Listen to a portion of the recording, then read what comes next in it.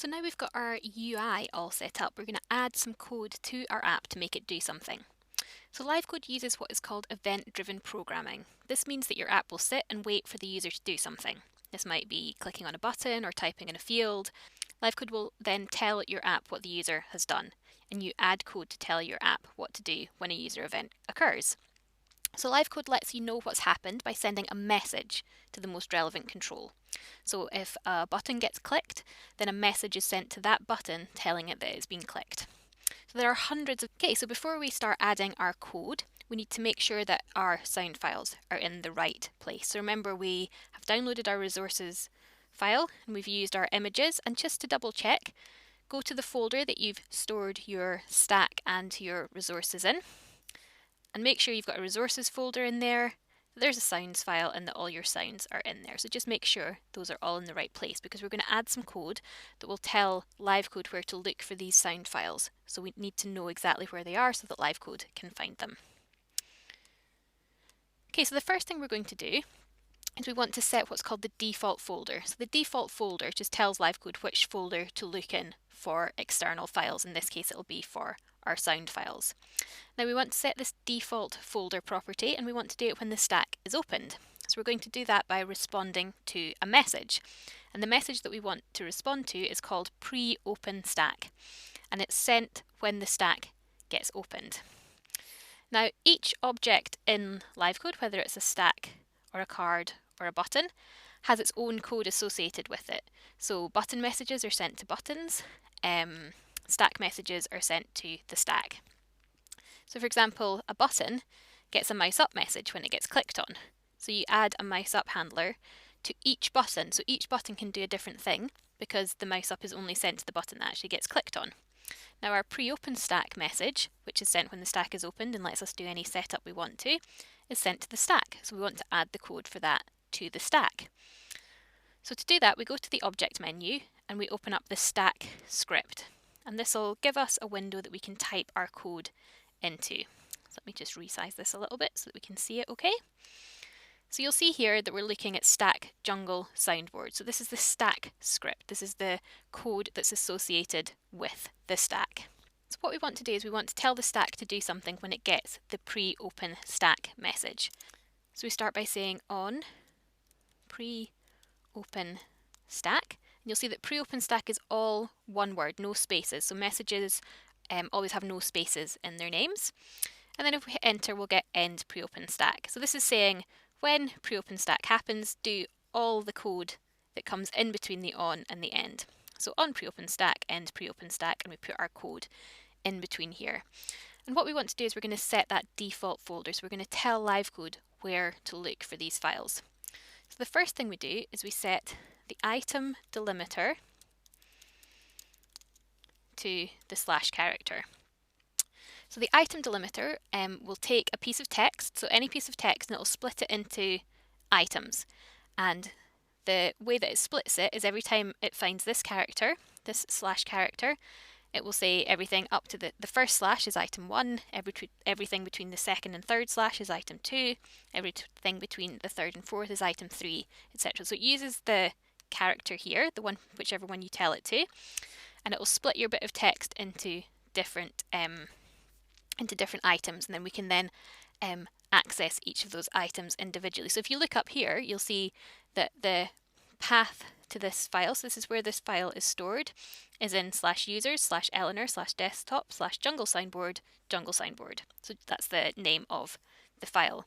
So item 1 would be users, item 2 would be Eleanor, item 3 would be desktop, item 4 would be jungle signboard, and item 5 would be jungle signboard.livecode.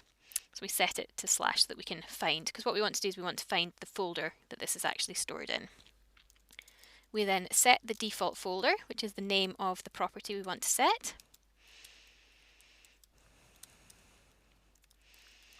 To, and then we're going to put some brackets. And we want to get item 1 to -2, I'll explain that in a second, of the file name of me. So just to let you know what's happening here, so we've set our item delimiter, so we're looking at the parts in between the slashes. So item 1 is users, item -2 is the second last item. So this would be item -1, which is the last item. This is item -2. So we've got item 1, 2, 3, 4, and 5, but we've also got item -1, -2, -3, -4, -5, counting back from the end. So item 1 to -2 gives us everything from users, Eleanor, desktop to Jungle Soundboard. So that gives us the folder that this file is stored in. And the file name of me is just what we see up here. So me is always the object that this code belongs to. So in this case, our code belongs to the stack Jungle Soundboard. So me is stack Jungle Soundboard, and the file name is the name of the actual file on the desktop that this is stored in. And we can see that up here.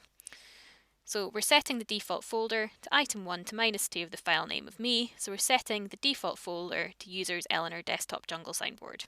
So basically we're setting the desktop folder to the folder that our stack is stored in, which is here. You can see that's on the desktop and it's in Jungle Soundboard. This is our file, so we've set that. And that means that anytime we look for a file later, it will always look inside this folder. Okay, so now we've added this message to our stack, but it's a pre-open stack message. So it gets sent when the stack is open, but our stack is already opened. We still want it to happen though. Now we can tell LiveCode to send a message whenever we want. We do this for testing, or we do this if we add something like this and then want to send it. So what we can do is we right click or command click on our stack. And down here we've got send stack message, and then it'll have a list of all the messages that we've added. So here we've got pre-open stack, that's the only one there.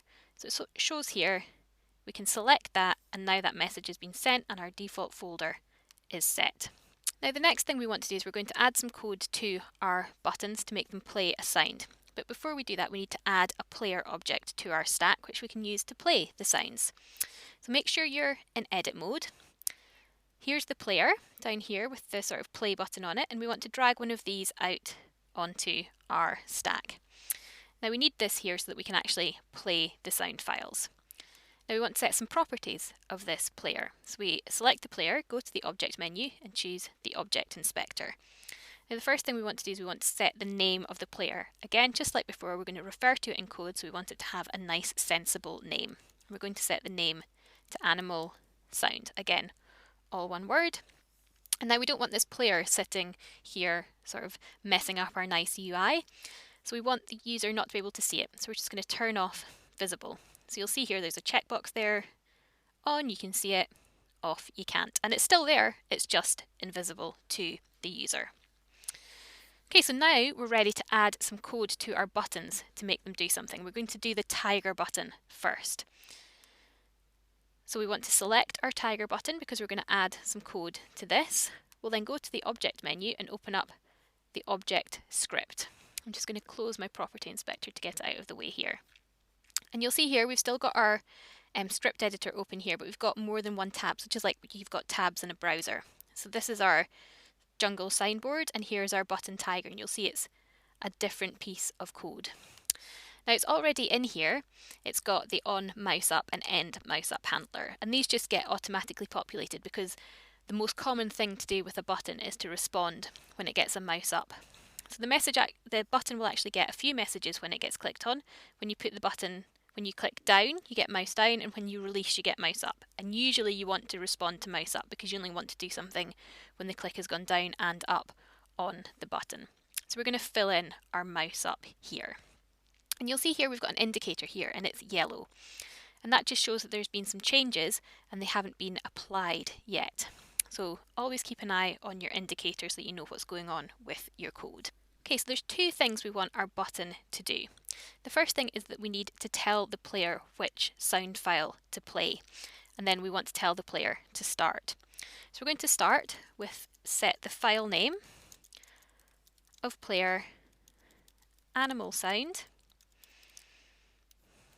to, and it'll be in resources /sounds/tiger.mp3,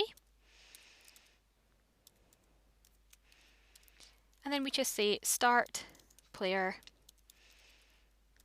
animal sound. Now Our indicator here is yellow, so we want to apply our script, and it goes green, and that means that we've got no mistakes. Now if we've missed out one of our quote marks here, when I click apply, it'll go red, tell us there's an error, and down here it'll say script missing quote. So then we can come back here, we can put our quote in, we can click, it goes yellow to show there's changes, we click apply, and it's green. So you always want to make sure that your code has been applied and it's gone green, otherwise LiveCode won't be able to see the changes that you've made. So let's have a look at this and see what our code is actually doing.